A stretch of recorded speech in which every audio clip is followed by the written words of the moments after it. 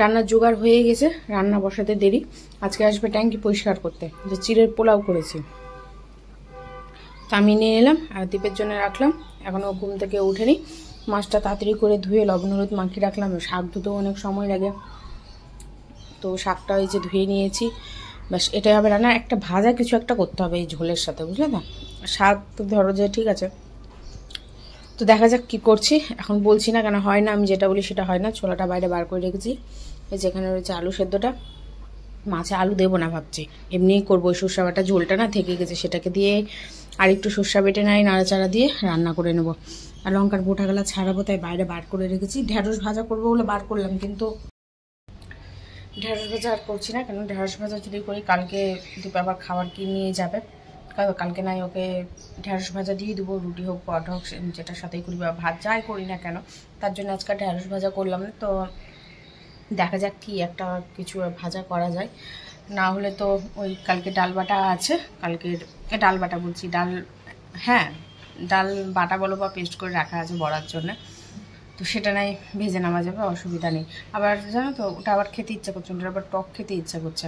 তো দেখা যাক আজকে টক করতে পারি কিনা, ওটা সময়ের উপর আর আমার মুডের উপর নির্ভরশীল।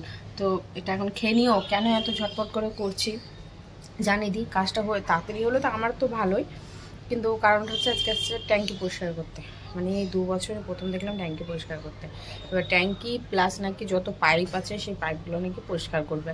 তো কালকে আমাদেরকে ডেকে, আমার দীপকে ডেকে ওই ট্যাঙ্কি পরিষ্কার করার জন্য 200 টাকা চেয়েছিল, যে 200 টাকা দিয়ে ট্যাঙ্কি পরিষ্কার করতে আসবে।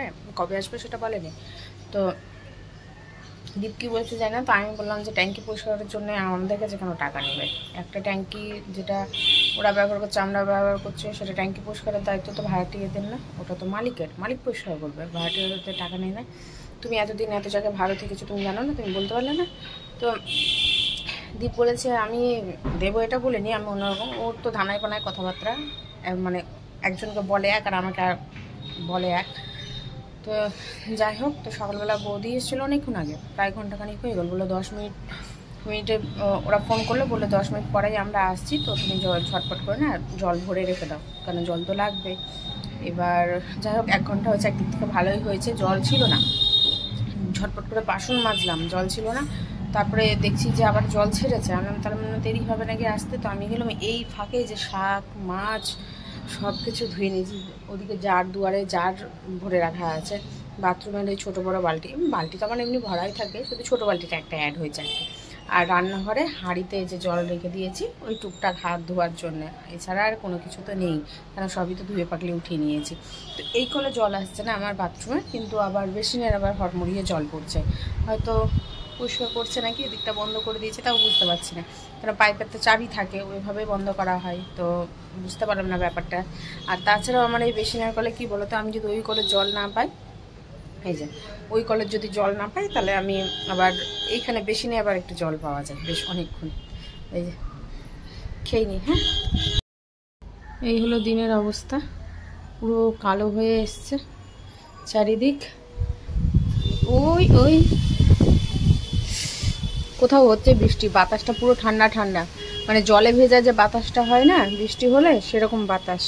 আশেপাশে কোথাও হচ্ছে বৃষ্টি, মেঘ কেটে যাবে। বাতাস যখন দিয়ে দিয়েছে তখন আর থাকবে না মেঘ, সম্পূর্ণ মেঘই কেটে যাবে।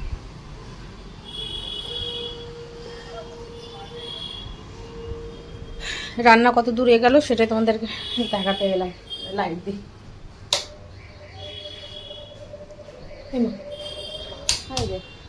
ফ্যানে সুইচ দিচ্ছি, কি বলো তো, শাকটা হালকা করে সেদ্ধ করে নিয়েছি, এই যে তেল গরম হয়ে গেছে, মাছটা এখন ছাড়বো। ভাতও প্রায় হওয়ার দিকে, ভাতটা নামিয়ে দেবো। ভাতটা না একটু নরম হয়ে যাচ্ছে, শক্ত থাকলেও না, আরও শক্ত আমাকে নামাতে হবে আর কি। আর মাছ সর্ষে বাটা যে ঝোল আছে, সেদ্ধ আছে, কালকের ডাল, এই যে অল্প একটু বাটা রয়েছে, এই যে হয়ে যাবে, বুঝলে, এটা দিয়ে খাওয়া হয়ে যাবে আজকে। এই যে হুলু, সকাল থেকে হুলুকে দেখানো হয়নি, হুলু আজকে দারুণ খাবার খেয়েছে, না হলো দই চিড়ে খেয়েছে হুলু আজকে। কড়াই গরম করে দেওয়ার পরেও যে কেন, এই দাম দেখো, আর ভাজবো না, এরপরে ভাজলে আর কিচ্ছু পাওয়া যাবে না। এতে পাবদা মাছ কড়া ভালো লাগে না, হালকা ভাজায় ভালো লাগে, কড়াইটা আরও গরম হোক। বাতাস দিচ্ছে তো মানে হয়ে যাচ্ছে। দেখো তো কত জোরে আছে তার সাথে।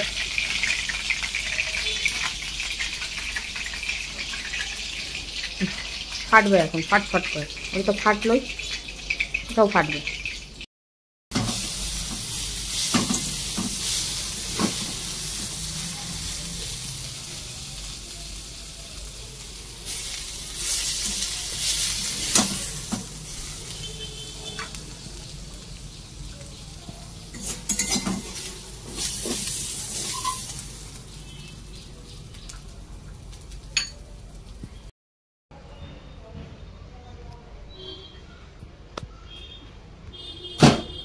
ও ঝেও না, গোটাটা উঠবে।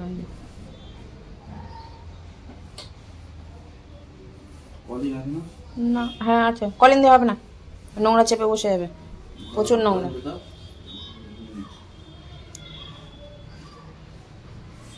দেখছি ওটা যেটা মুছে দিচ্ছি, ওটাতে মুছো, আমি কাপড় দিচ্ছি, ওটাতে মুছে নাও। টিভিটা খুলতে বললাম, হ্যান্ডটায় শুধু শুধু পড়ে আছে, নোংরা পড়ছে।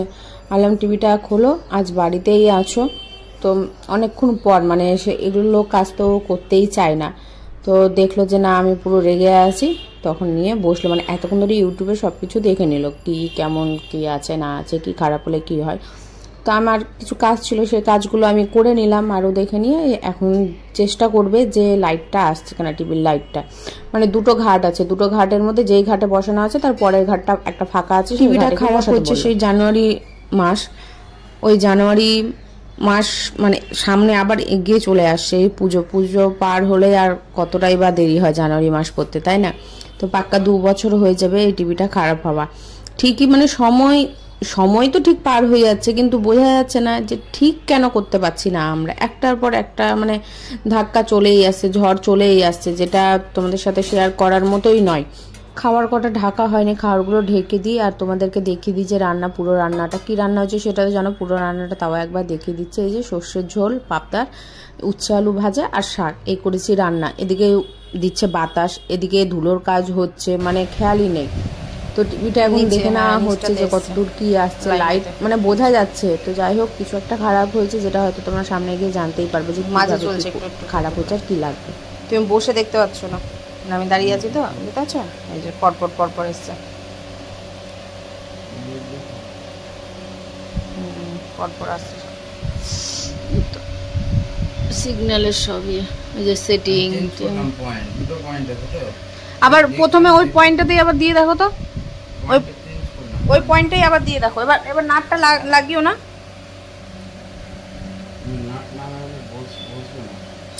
আমি ধরে থাকবো যে তুমি দেখে নিও, নাহলে হয়তো যেটা চেঞ্জ করেছো ওটাকে আবার ভালো করে একটু টাইট করো।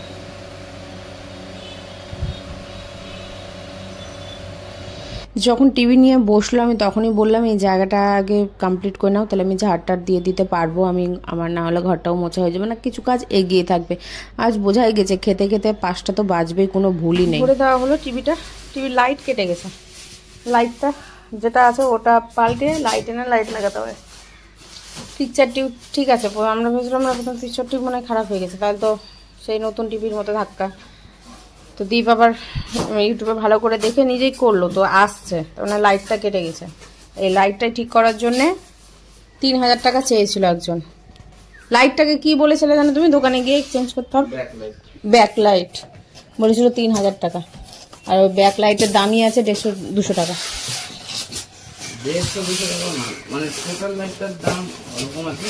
1000 টাকা যাবে না, একটা লাইটের দাম 2-3 টাকা।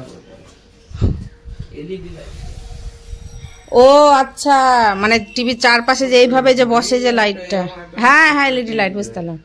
ওই একটাই লাগবে, যে কটা খারাপ হয়েছে সে কটাই তো এটা অর্ডারে থাকে, মানে কি বলবো তুমি বুঝতে পারবে।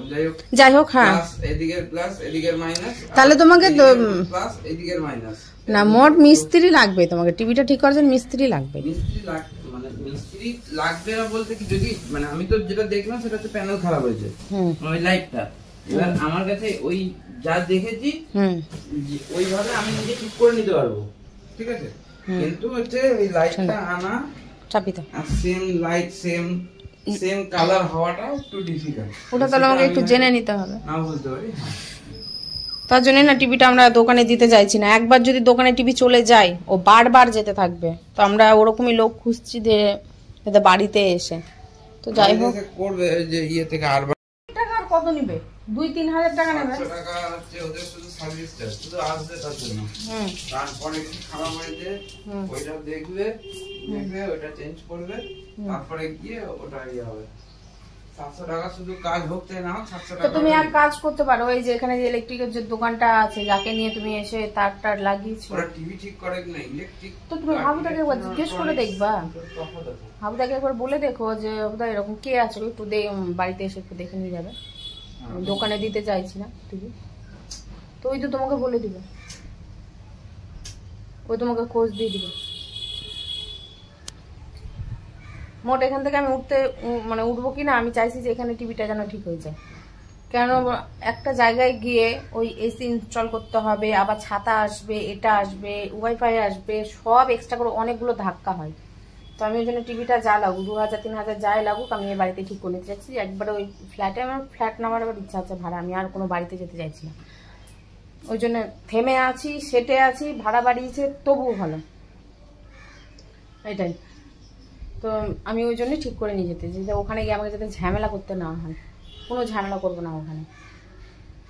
সামনে শীত আসছে, যদি উপরওয়ালা চাই তো এই শীতের মধ্যে যদি আমি চলে যেতে পারি, ছেড়ে দিতে পারি, তাহলে খুবই ভালো হবে আমার। তাহলে কোনো ঝামেলাটা হবে না, তোমার অত গরমের ঝামেলা হবে না। ওই আর এসি ইনস্টল আমাকে সঙ্গে সঙ্গে করতে হবে, গরম পড়ে গেছে সেই ঝামেলাটাও হবে না। ওটা ধীরে সুস্থে কোনো এক সময় করা যাবে। আর ইনস্টল করবে কিনা ওরা বসাবে, একটু টাকাটাও কম নেয়। নাহলে গরমের সময় এত ডিমান্ড থাকে ওদের, কারণ আমাদেরকে বসাতেই হবে, কিছু করার নেই। যেটা টাকা চাই সেই টাকাটাই দিতে হয়। তো দেখা যাক এবার উপরবেলায় কি চাইছে, যে এখানে বলতে মানে কলকাতাতে অন্য ফ্ল্যাটে যাব না অন্য কোথাও যাব, সেটা উপরবেলার হাতে বলতে পারছি না। যত ফ্যান ছিল ফ্যানগুলো পরিষ্কার করলাম। সিলিং ফ্যানে এত নোংরা পড়েছে যে মানে বলার মতো না, জানি না কেন এত নোংরা পড়ে। আর সামনে ওই ঝুলের মতো পড়েছিল, সেগুলোকে ব্রাশ দিয়ে দিয়ে একদম চেয়ারে দাঁড়িয়ে পুরো পরিষ্কার করলাম। বাইরের যে ফ্যান আছে সেই ফ্যানটাকেও পরিষ্কার করলাম। আর যে টিভি রাখার একটা মানে সেট টপ বক্স রাখার একটা বক্স ছিল, সেই বক্সটা ডিপ পরিষ্কার করছে। আমি বললাম যে এত নোংরা আমি ধরতে পারবো না, বললাম ঘড়িটা যদি কোনো রকমভাবে এখানে রাখতে পারে তাহলে বেশ ভালো হয়, আমার দেখতেও সুবিধা হবে। আর টেবিলে সকালবেলা ঘুম থেকে উঠে বসে বসে আমাকে দেখতে হয়। আর এখন আমি বসে আছি। একদম বেশি স্নানে আমি বললাম তুমি বাথরুমে যাও, তুমি বাথরুমে স্নান পটি করতে করতে আমার হয়ে যাবে। এখন বাজে 4:45, আমি ঘড়ি দেখাচ্ছি, সে কখন আমার হয়েছে আর আমি এখানে বসে আছি। 4:10 থেকে আমি বসে আছি। ঘর ঝাড় দেওয়া, বিছানা ভালো করে ঝাড়া, ঘর মোছা লাঠিটাও ভেঙে গেছে, সম্পূর্ণ মুছলাম। দুয়ার মুছলাম ভালো করে।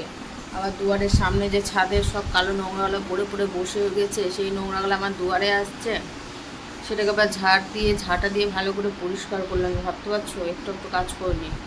এই যে এতগুলো নোংরা পরিষ্কার করা, ঝাড় দিয়ে মোছা চারটিখানা ব্যাপার না, কেন কোনা থেকে একটু করে নোংরা ঝেড়ে ঝেড়ে বার করতে হয়, নাহলে কোথায় কোথায় যে নোংরা ঢোকে থেকে তার ঠিক নেই।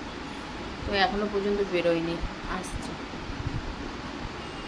বেরোলে আমি যাব স্নান করতে, দিয়ে খেতে বসবো। এবার আমরা তো স্নান করতে একটু হলেও সময় লাগবে, কেননা সাবান মাখবো গায়ে। আজকে 2 দিন গায়ে সাবান দিনই, আজকে যেহেতু ওই নোংরাগুলো পরিষ্কার ঝুলটুলগুলো ঝাড়া হয়েছে, তো ফ্যানের সব গায়ের মধ্যে এসে পড়বে, গা চুলকবে, একটু হলেও সময় লাগবে। আজকে ওই ধরো যে 5:15 5:30 বাজবে খেতে খেতে। কী অবস্থা, ঘুম থেকে যদি তাড়াতাড়ি উঠে না তো ওগুলো সমস্ত কাজ যেন তো কমপ্লিট হয়ে যায়। ঘুম থেকে উঠেছেই তো 2টার সময়। আর আমি রান্নাঘরে আজকে সেই 11টার সময় ঢুকেছি, আর আমার আজকে রান্না শেষ হয়েছে মানে কি বলবো টাইমে। ঠিক আছে, আসুক, কতক্ষণে আসছে। কেমন লাগলো অবশ্যই কমেন্ট করে জানাবে। একটা শেয়ার তো অবশ্যই, সাথে লাইক। আর তোমরা যদি নতুন হয়ে থাকো তো চ্যানেলটি সাবস্ক্রাইব অবশ্যই করবে, পাশে থেকো। আর এই যে টাইম